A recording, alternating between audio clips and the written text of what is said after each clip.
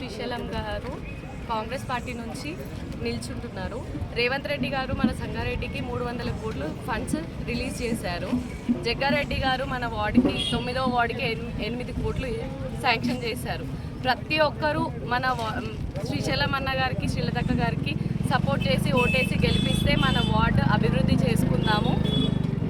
చేతి గుర్తుకి ఓటేసి గెలిపిద్దాం. నా పేరు కర్కం శ్రీలత, శ్రీశైలం 9వ వార్డు కౌన్సిలర్గా పోటీ చేస్తున్నాను. ప్రజల సమస్య నా సమస్య అని మళ్ళీ మేము ముందుకు వస్తున్నాము.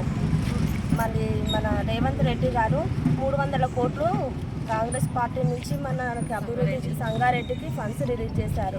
మరి 9వ వార్డుకి 8 కోట్లు శాంక్షన్ చేశారు. మన కాలనీని ఆదర్శ కాలనీగా రూపుదిద్దుకుందాం.